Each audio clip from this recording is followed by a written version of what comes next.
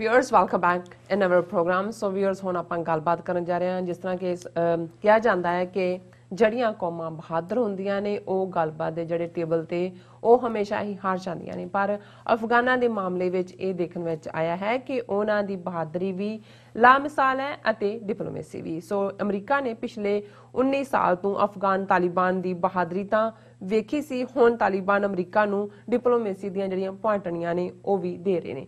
ਸੋ ਇਸ ਬਾਰੇ ਆਪਾਂ ਵਿਚਾਰ ਚਰਚਾ ਕਰਨ ਜਾ ਰਹੇ ਹਾਂ। ਸੋ ਅਸੀਂ ਚਾਹਾਂਗੇ ਕਿ ਤੁਸੀਂ ਸਾਡੇ ਨਾਲ ਇਸੇ ਤਰ੍ਹਾਂ ਹੀ ਬਨੇ ਰਹਿਣਾ। ਦੇਖਣ ਸੁਣ ਲਈ ਤੁਹਾਡਾ ਸਭ ਦਾ बहुत बहुत शुक्रिया जी। डॉक्टर साहब की कहना चाहोगे?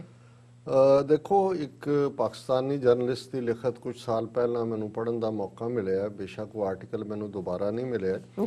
उन्होंने मैटकॉफ जिहड़ा अंग्रेज़ों का दिल्ली दे विच नुमाइंदा उस वेले सी, वो महाराजा रणजीत सिंह दे नाल जदों सतलुज क्रॉस करके गलबात दे लई आया तो महाराजा रणजीत सिंह ने, हालां यंग सी रणजीत सिंह 18-19-20 साल की उम्र सी, पर किवें वो मैटकॉफ के नाल गलबात भी जारी रख रहा है। कदे सतलुज टप के इधरला इलाका लै लैंदा है, कदे ब्यास टप जाता है। मैटकॉफ नूं हॉस्पिटैलिटी पूरी कई हफ्ते उन्होंने पिदा पिदा के अखीर वो अक के जिहड़ा फाइनल जो नोटिस दिंदा तो गलबात हुंदी है। तो जिहड़े पाकिस्तानी ऑथर सी वो उन्होंने रीजॉयस कर रहे हैं कि भी साडे किवें एक पंजाबी पुत्तर ने बड़े गोरे जिहड़े अपने आप नूं उन्होंने किवें रन अराउंड दित्ती मैटकॉफ के हवाले नाल। और मैं वही पैटर्न जिहड़ा हुण देख रहे हैं जदों कि तालिबान दे नाल जिन्हां ने 19 साल बहादरी नाल जंग लड़ी। और मैनूं याद है कि पोस्ट 9/11 जदों पूरा UN सिक्योरिटी कौंसल दी लैके मंजूरी वर्ल्ड पावर्स ने अपनियां फोर्सिस खास तौर पर नैटो दियां 42 देशां दियां होर भी वो गईयां, तो एक कैनेडा दी जर्नलिस्ट बीबी एक बजुर्ग अफगान लड़ाकू नूं क्योंकि कोई रेजिस्टेंस नहीं हुई इन्हों दे जी, रोजी कटर डेजी कटर इधर उधर उन्होंने शुरू करता। उन्होंने देखा भी इस तो समझते सी भी बहुत लड़ाई हो, सारे जी गुरिला टैक्टिक है वो फैल गया। उन्होंने कहा जी आओ जी सदके आओ।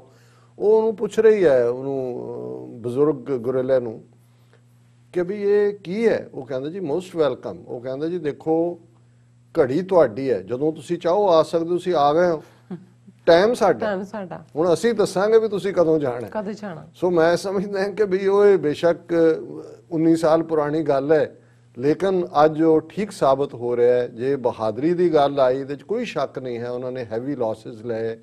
और इस सारे दे नाल फिर फरवरी के महीने दोहा दे विच असीं देखदे हां कि भी उन्हां दा स्पोक्स परसन और इन्हां दा सैकटरी ऑफ स्टेट बराबर होंगे, बराबर बैठेगा। ये उन्होंने भेजो माइक पॉम्पियो उन्होंने लियाओ। टर्म्स भी बड़ियां क्लीयर कि भी की ने, और ये भी क्या भी ठीक है असी गलबात दे पाबंद होवांगे। और इन्हों ने भी देख लिया सी, ये भी फेस लभ रहे सी। हुण जो उत्थे चल रहा है 3 खबरां जिहड़ियां अज दियां मुख खबरां उस खिते नाल संबंधित ने। हुण सडनली पिछले कुछ हफ्तियां च उत्थे उन्होंने स्टिकी बंब का नाम दिता गया, जोड़े देसी है कि भी मैगनेट टाइप ने, वो किसी गड्डी के पिछे या कोई भी व्हीकल है वो जिथे ट्रैफिक होंगे ला देंगे ने, तो वह भड़क होंगे और उहदे च नुकसान नहीं होंदा। होर सिविलियन नहीं जिहड़ा वो व्हीकल वाला वो उल्ट जाता है। उहदे थल्ले उन्होंने कुछ जिहड़े मिडल रैंक अफगान ऑफिशियल ने जिहड़े जां तालिबान का विरोध करते हैं जां वो उड़ रहे हैं। हुण इस गल नूं लैके घबराहट भी बड़ी है, क्योंकि बहुत बार कुछ चीज़ां जिहड़ियां ने वो किलिंग दे लई नहीं हुंदियां। घबराहट भी हर कोई उहदे च कई कह रहे हैं जी असीं तां हुण अपना रूट बदल लिया, दफ्तर भी जाना सी, कितों जाते हैं होर जाते हैं, कईयां ने पब्लिक ट्रांसपोर्टेशन लैनी शुरू करती। स्टिकी बम्ब्स और खबर है the fear is intense, Afghan sticky bombs used by Taliban on the rise. A Taliban spokesman said the group was behind some of the attacks but targeted only officials of the government that the group is both warring and negotiating with. उन्होंने कहा जी ये असी ये दे रहे हैं, उसका नाम भी जिहड़ा है वो स्टिकी बॉम्ब है। उन्होंने कहा जी असी कोई भी जिहड़ा वो पब्लिक नुकसान नहीं कर रहे। और उन्होंने अपनी इंटैलीजेंस कह रही है, वेस्टर्न डिप्लोमैट जिहड़ा उत्थे है, internal intelligence memo revealed that Taliban are systematically eliminating mid-career ambitious government officials and other prominent individuals who are clearly against the hardline stance. उन्होंने डायलॉग भी कर लिया, इंटरा भी, हुण भी उन्होंने एक टीम तालिबान पोलिटिकल कमीशन ਉਸ 3 ਮੈਂਬਰੀ ਟੀਮ ਪਾਕਿਸਤਾਨ ਦੇ ਵਿੱਚ ਆਈ ਹੋਈ ਹੈ। ਮੈਂ ਇਮਰਾਨ ਖਾਨ ਸਾਹਿਬ ਦੀ ਸਟੇਟਮੈਂਟ ਵੀ ਡਿਸਕਸ ਕਰਾਂਗਾ ਕਿ ਵੀ ਉਹਨਾਂ ਨੇ ਇਹ ਕਿਹਾ। ਔਰ ਇਸ ਸਾਰੇ ਚੋਂ ਹੁਣ ਇਹ ਆ ਗਿਆ ਕਿ ਜੀ ਇਹ ਸਟਿਕੀ ਬੰਬ ਜਿਹੜੇ ਨੇ ਇਹ ਕੀ ਨੇ। Sticky bombs assembled in Afghanistan can be detonated remotely or with a time delay fuse and are powerful enough to blow up a car. They have been used since the early years of the war to sow terror among Afghans and expatriates working to safeguard the economy and fragile democracy.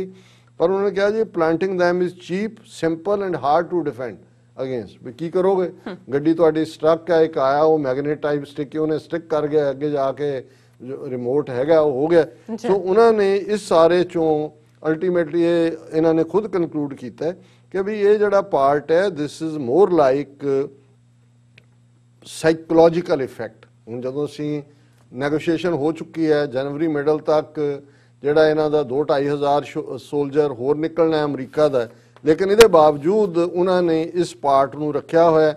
ਪਰ ਹੁਣ ਦੂਸਰੇ ਪਾਸੇ ਤੁਸੀਂ ਦੇਖੋ ਤਾਲਿਬਾਨ ਦਾ ਇੱਕ ਦੂਸਰੀ ਖਬਰ ਤੁਸੀਂ ਦੇਖੋਗੇ top US general meets Taliban negotiator. ਹੁਣ ਅਮਰੀਕਾ ਦਾ ਜਿਹੜਾ ਕਮਾਂਡਰ ਇਨ ਚੀਫ ਹੈ ਤਿੰਨੋਂ ਵੱਡਾ general mark A military chairman joint chief of staff ਉਹ ਜਿਹੜਾ ਉਹ ਅੱਜ ਇਮੀਡੀਏਟ ਉਹ ਮਿਲਿਆ ਉਹਨਾਂ ਨੂੰ ਦੋਹਾ ਕਤਰ ਦੇ ਵਿੱਚ। ਔਰ ਉਹਦੇ 'ਚ ਉਹਨੇ ਕਿਹਾ ਜਨਰਲ ਮਿਲੇ ਨੇ the meeting came Army General Mark A. Milley, chairman of Joint Chief of Staff, met for about 2 hours with Taliban negotiators in Doha, Qatar on Tuesday and flew Wednesday to Kabul to discuss the peace process with Afghan President Ashraf Ghani. और एक पासे उन्होंने अपने sticky भी तोड़े हुए ने भी उन्होंने भी एक घबराहट। इधर जिहड़ा चीफ है वो मिल रहा उन्होंने तालिबान नैगोशिएटर्स नूं दोहा दे विच और ਉਹਦੇ 'ਚੋਂ ਵੀ ਤਰਲੇ ਕਰ ਰਿਹਾ ਕਿ ਦੇਖੋ the most important part of discussion that I had with both the Taliban and the government of Afghanistan was the need for an immediate reduction in violence ਕਿ ਵੀ ਇਹ ਜਿਹੜਾ ਵਾਇਲੈਂਸ ਘੱਟ ਕਰੋ। ਪਰ ਦੂਜੇ ਪਾਸੇ ਜਿਹੜੇ ਹੈਲਮੰਡ ਤੇ ਕੰਧਾਰ 'ਚ ਜਿਹੜਾ ਉਹ ਵਾਇਲੈਂਸ ਬੜੀ ਤੇਜ਼ ਉਹਨਾਂ ਨੇ ਕਰ ਦਿੱਤੀ ਹੈ। ਇਹ ਕਿਉਂਕਿ ਜਦੋਂ ਅਸੀਂ ਮਾਸਟਰਸ ਆਫ ਡਿਪਲੋਮੇਸੀ ਵੀ ਕਹਿੰਦੇ ਆ ਵਾਰ ਦੇ ਤਾਂ ਹੈ ਹੀ ਨੇ, ਇਸ ਲਈ 19 ਸਾਲ ਬਾਅਦ ਇਹਨਾਂ ਨੇ ਨਿਕਲਣ ਦਾ ਫੈਸਲਾ ਕੀਤਾ। ਪਰ ਇਹ ਜਾਂਦੇ ਜਾਂਦੇ ਵੀ ਆਪਣਾ ਕੰਮ ਕਰ ਰਹੇ ਨੇ, ਉਹਨਾਂ ਦੇ ਪ੍ਰੈਸ਼ਰ ਟੈਕਟਿਕ ਨੇ।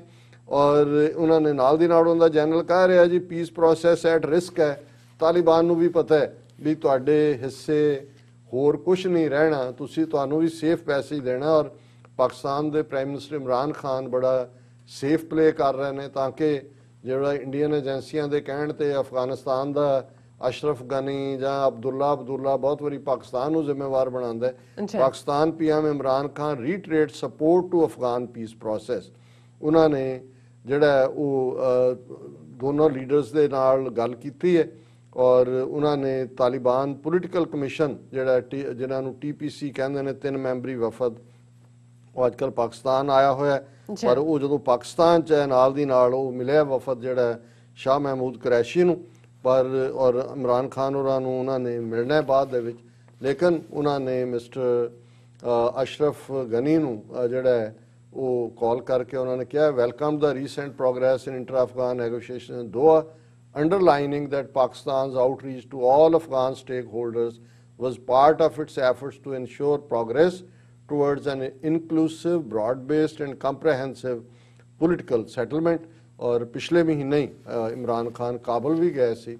सो पाकिस्तान में समझते हैं भी बिल्कुल ठीक अपने कार्ड प्ले कर रहे हैं। पर अफगाना दी बहादरी नूं भी और उन्हां दी डिप्लोमेसी नूं भी सलाम करें। जी डॉक्टर साहब थोड़ा बहुत बहुत शुक्रिया। साथ लेने ब्रेक व्यूअर्स तुसी कितने नहीं जाना, मिलते हैं आफ्टर दिस शॉर्ट ब्रेक।